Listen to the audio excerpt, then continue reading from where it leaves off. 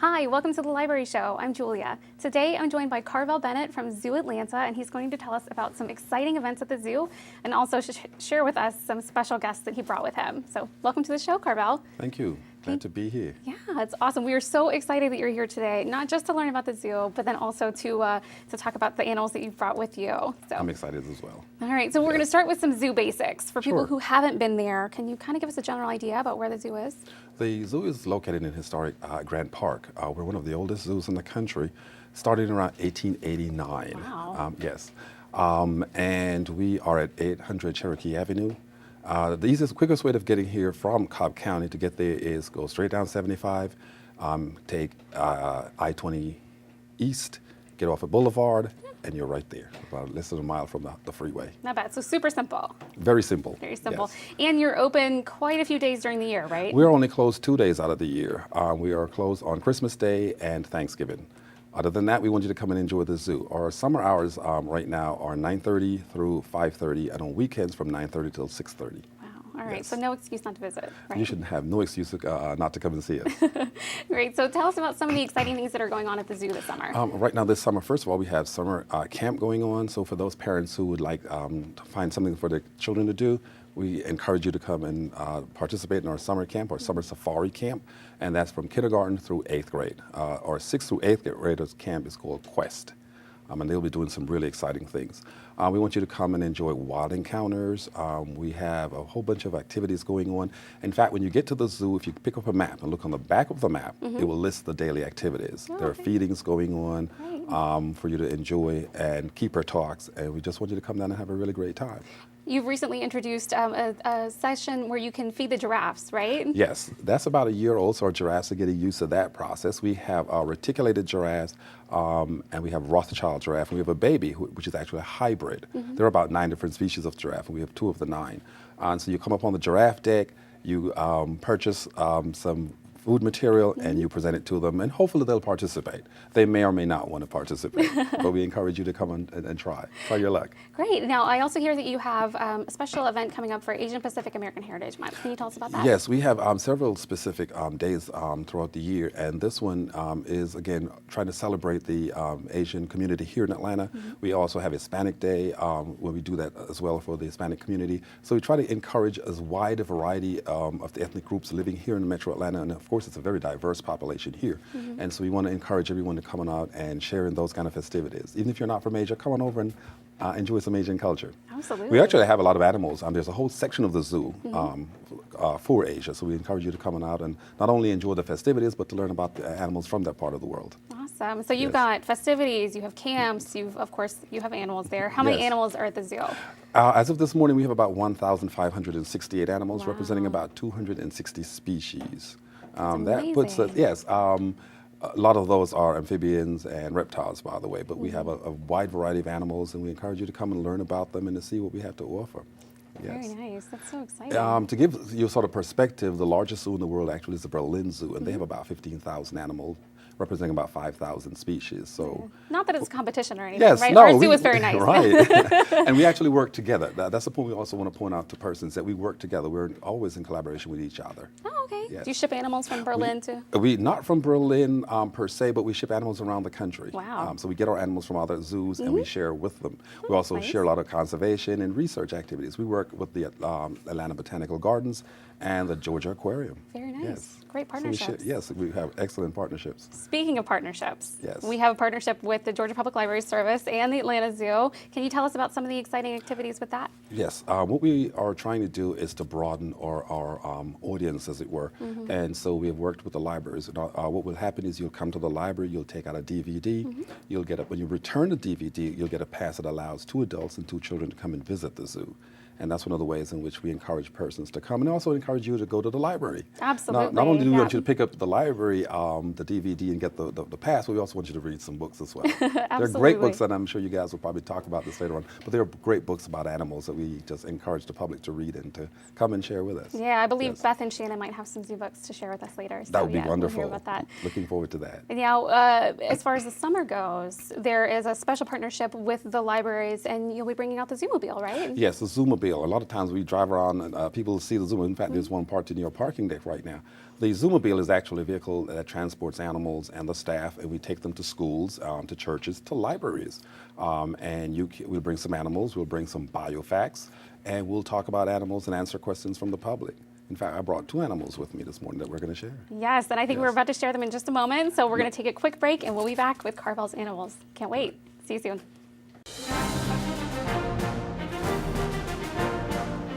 Ahoy, mates and buccaneers. Set sail this summer for the Cobb County Public Library near you for the summer reading program. Pick up your reading log at any of our 16 locations, write down all the books you read this summer, and then bring it back and show your librarian at the end of the summer. Visit your local library all summer long for fun programs that are free And fun. and free. And then at the end of the summer, we're having a huge party with games, prizes, and activities, so hope to see you there. Want to know more about Cobb County Public Library's summer reading program? For more information, visit your local library and speak with your very own neighborhood librarian, or go to our website at www.cobbcat.org/SRP. Welcome back to the Library Show. We're back with Carvel from Zoo Atlanta, and he has a special friend with him. Carvel, can you tell us about this little guy? The little guy is actually Ed. Hi, Ed. And yes, say hello. And Ed is a red-tailed boa. Actually, a name that most people are familiar with is a boa constrictor, which is actually the common name and the biological name, boa constrictor constrictor. Red-tailed boas are found in Central America, South America, and some of the islands of the Caribbean. He's only about 1.5 years old, and his mom actually was one of our education animals. She is about 8 to 9 feet long, and she now lives in the reptile house. Now, will he grow to be that big, or will he be bigger than The 9 feet? males are usually smaller. Males grow somewhere around 7 to 9 feet, and the females from 8 to 10. We do have some exceptions to the rule, kind of like humans and NBA players. And so we have had a couple of 12-footers. And in one case, it wasn't confirmed, but they have claimed to be a 14-footer that weighed about a little over 100 pounds. Wow. Yeah. Oh, my goodness. Now, for those larger snakes, how much food do they eat? One of the cool things about keeping snakes as pets, and we encourage you to do your homework, is that they're only going to be fed once a week, once every 2 weeks, and we have a couple in our collection at the zoo that we only feed maybe twice a year. Wow. They're very slow. They have a very slow metabolism, and so once they're fed, it takes about 4 days for the food to be totally digested, and then they will sit out for about a week or two. At his age, we're feeding them about once a week. Oh. Now, speaking of doing your homework, you can check out a book from the library. Yes, There that's you a go. We really, plug the really, library. of course. We do encourage you to do that because, and we'll plug this. One of the things that why we encourage people to do their homework about getting certain animals, exotic animals as pets, is one, most veterinarians can't take care of them. They have to go back to school and study exotic animals. The average veterinarian just doesn't do wild and exotic animals. And 2, when some of these animals get very large, people tend to leave them in places or release them. And we have a problem in the Everglades down in Florida Right, with a lot of, yes, it's becoming a big problem because when these guys lay eggs, they are going to, and in their case, they actually give live, well, what looks like live birth, but they're going to lay anywhere from 15 to 65, have 15 to 65 offspring. So they're going to produce a lot. Now, sometimes he's curled up around your hand, but then sometimes he's it looks like he's looking at me, so. And he probably is, but he's just moving around, exploring the lighting and saying, hi, I'm on television. Hello, Cobb County. Hello, Metro A little bit Atlanta. of a ham there. Yes, and he's actually sticking his tongue out. What he's doing is he's actually smelling and tasting at the same time. They're fork-tongued, which means they're going to stick their tongue out. They're going to pick up particles out of the air. They're going to pull their tongue back into their mouths. And then the roof of their mouth, they have what is called a Jacobson's organ, and that tells them what the particles are. It makes me incredibly nervous when he. Yeah, but I'm holding him. So No, he's not poisonous, though. No. Let's talk about that. Poisonous versus venomous. There are only 2 poisonous snakes, one from the west coast of the United States and one from Southeast Asia. Snakes are venomous in that they have to inject. What they have is specialized toxic saliva, and they use a venom tooth, which is going to bite and inject the venom into you. Does not sound pleasant. Right. If you should touch a rattlesnake and it doesn't bite you, nothing is going to happen. If you touch poison ivy, something in most cases will happen to you. And so that's the difference. And again, like I said, there are only 2 poisonous snakes. Georgia has about 43 different species of snakes, and only 6 of them are venomous. Okay. Less than 10% of the world's snakes are venomous. Yeah. Yeah, the shape of the it head still doesn't sometimes. make me, Yeah, I know. The shape of the head, sometimes people talk about the shape of the head. What is that? What we teach at the zoo is that you just have to know your snakes and know what part of the world you are, because the rule doesn't necessarily work. Here in Georgia, diamond-shaped head, in some of the species, yes, they are venomous. In some parts of the world, like these guys are from the Americas, and they have a diamond shape, and then they're non-venomous. They're constrictors. Okay. Now, you said that his mom is at the zoo. So I'm assuming he was born at the zoo. Right, he Was was- his mom also born there? No, and it's an interesting situation with Mom. Mom and another red-tailed boa, Shakana is her name, we use her in education programs, were actually confiscated at Hartsfield Airport, and they came in Coke bottles. People were trying to ship them into the country. We get a lot of our biofax, and occasionally we'll get animals at the zoo that were brought in that were confiscated. And so we encourage people, again, to do their homework, to go online, to visit their libraries, and to see which species we can and cannot bring into the country, Right. and in particular parts of the country. We have the situation in Michigan where there are invasive species of fish in the water, Oh, right, in yeah, the I heard about rivers. that, Yes, they're in South Florida, a situation where we have Burmese pythons, reticulated pythons, that are killing the native species. Oh my goodness. So when that happens, when you bring in a species that's not native to a particular area, it's called an invasive species. We're familiar with kudzu here in Georgia. Yes. That's an invasive plant. And so the similar situation works in the animal kingdom, where we bring certain species in. They're cute and nice. Eddie's nice right now, Yes. and cute and gentle, but Eddie's gonna grow to be like 8, 9 feet, and then we're like, whoa, this is a big It's snake. a big snake. Let's let him loose in the woods of Georgia, which is not a good No, thing. not a good idea. Yeah. All right. Well, thank you for bringing Ed on the show. We're going to take another quick break, put Ed back in his little crate, and then is we'll be great. back with Carvel with another animal. So stick Sure. around.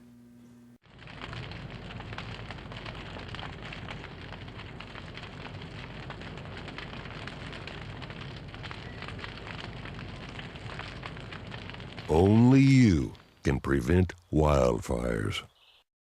All right, we're back with another animal with Carvel Bennett from Zoo Atlanta, and this time you are going to show us. Julia, this is a southern three-banded armadillo, three bands, or it's also called a La Plata armadillo. And there are about 10 different kinds of armadillos. This one and the Brazilian armadillo, the Brazilian three-banded armadillo, are the only kinds that can actually roll themselves up completely in a ball. Really? What we have here in the United States is actually the 9-banded armadillo. Okay. It's a little larger. They come in sizes ranging from what we call the pink fairy armadillo, which is about the size of a chipmunk. Sounds so pretty. Yes, I know. It's a very interesting animal, actually. And as large as the giant armadillo, and that one is about as large as a pig, Oh, about wow. 130 Oh pounds. my goodness. And so they come in various sizes and shapes and types. The three bands is also, because of the bands generally, is how they are able to fold themselves up. And it's a mammal, and it's an insectivore. Okay. One of the things about working in the zoo, you learn lots of fancy terms for what these animals eat. So an insectivore is an animal that eats insects. All right. And she has a name, right? Her name is Violetta. All right. Does Yes. Violetta have a special diet? Does she like Yes, to eat something? because she's an insectivore, we sometimes will feed her crickets. Is that her favorite? Yeah, crickets? And she'll also get a processed food that you can actually purchase. It's called a leaf eater biscuit, and we pound it, we ground it with some water and feed it to her, and fancy. she'll eat that. Yeah, they'll eat grubs. She has a long, sticky tongue, which she very seldom will stick out, and that allows her to pick up small insects, grubs. Yeah. They'll eat some earthworms as well. She's got some long claws. She has extremely too, long so- claws, and that's for digging, dig, right? And wow. when she runs around, she's actually kind of like a ballet dancer who does point work. It's almost like running on their toes. And you get the same sound when you listen to ballet dancers run across the floor. You get almost the same sound as they move awesome. across. Now, is she full grown? How old is she? She is full grown, and she's actually 14 years old. Wow. She's very old for an Oh, armadillo. is that, yes. yeah, what's the average lifespan? Probably around 10, Oh, 10, okay. 12 years old. So Oh. she's up there in age. But she's a great ambassador. And in fact, if you get the Zoomobile to come to your library or Yes. school or camp this summer, she probably would be one of them, along with Ed that you just met. Right, yeah, so we will have the Zoomobile coming out to the libraries this summer, so Sure. definitely check our Yes. website for that. We'll have more information coming soon. So, all right, so Violetta, tell us more. Now, what's with all she's kind of furry underneath, but she's got the hard shell for protection, Yes, right? that's a sort of modification of how they're built. So they have hair, Yeah. which makes them a mammal because they also feed their young milk. And then the protection is actually a bony substance made of keratin over their body, which is the same substance as your hair and fingernails. Oh, is it? called But it's keratin. really. It's very hard. You can it's really touch hard. her. Oh, Yeah. awesome. She's got. Yes. It looks like scales, but it's. It's the design is the same as Yeah. scales. And one of the reasons why I really turned pretty. her away from you because she has extremely sharp claws. Yeah, I don't want to be clawed. Yes. And the other piece, how they also protect themselves in addition to running or digging Mm-hmm. a burrow, is if you look at the side, you'll notice that the shells along the side, or I call them shells, but the scales along the side are very sharp. And that if you were an animal, Mm-hmm. you put your snout there trying to bite her, she will clamp up, lock up, and that will become very painful for you. Yikes. Yeah. Now- so she has ways of protecting herself. Oh, and she doesn't look very, very happy right now. I understand we're probably interrupting her nap. Is that right? Yeah, she is actually nocturnal, and most of the kids, most people know nocturnal as in you are active during the night. But one of the things we try to teach people is that some animals are also diurnal, like humans, or most of us anyway. And that is we operate during the daytime. And then some animals are what we call crepuscular. And what that means is that they're active early morning, dawn, or dusk, late evening. And so if you come to the zoo and spend the night for the Nightcrawler program, you'll get to hear lots of birds and you'll hear the lions roaring a lot more my in the goodness. evenings than you would during the day. And so the average person comes to the zoo and they go, well, why are the lions sleeping? Well, they're crepuscular. They're going to be sleeping about 22 hours a day. Sounds awesome. Yes, and then they run around at night. So we also encourage people to come and spend the night with us.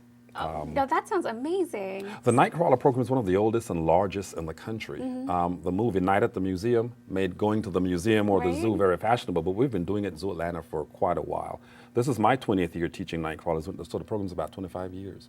And it's been fantastic. That's amazing. And you can Yes. find out more information about that on your website, right? You can go to our website at zooatlanta.org and you'll find out about some of the daytime programs that we have, more Zoomobile programs that we have for schools, or library programs and field trip programs. You come to the zoo, we do a presentation, we teach.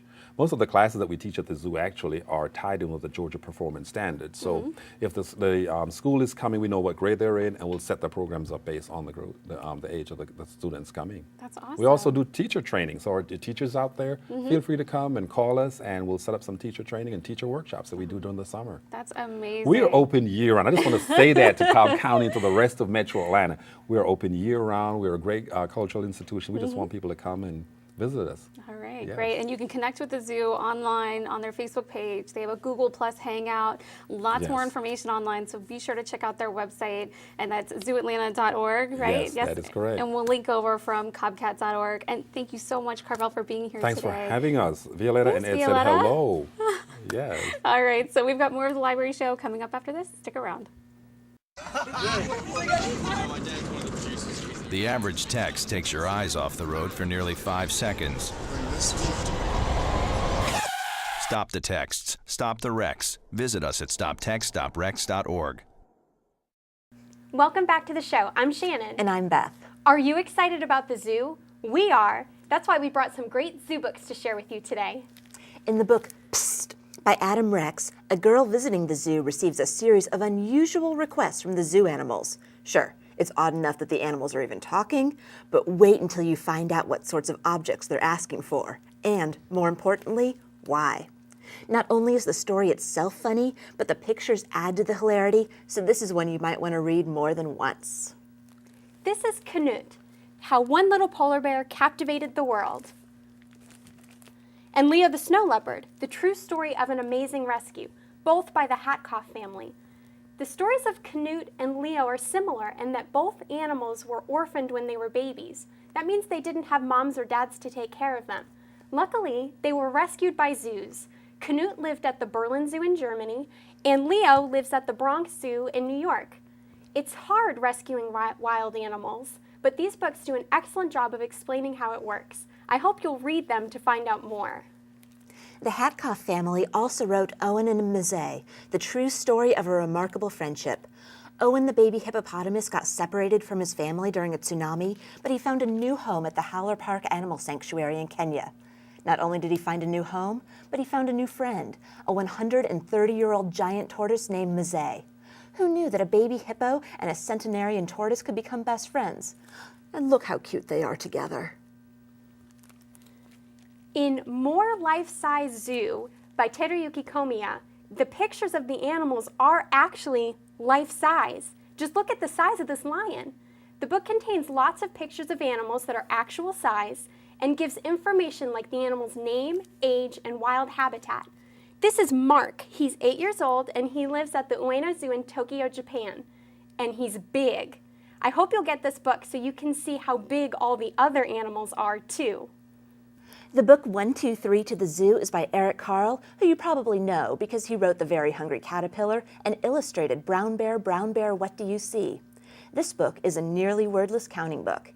Each page introduces a new animal species to count and, perhaps more importantly, at least in some circles, a new train car on the zoo train. Eric Carle's colorful animals and a choo-choo? What more could you ask? We hope you've enjoyed the zoo books we shared with you today. Stay tuned for more of The Library Show.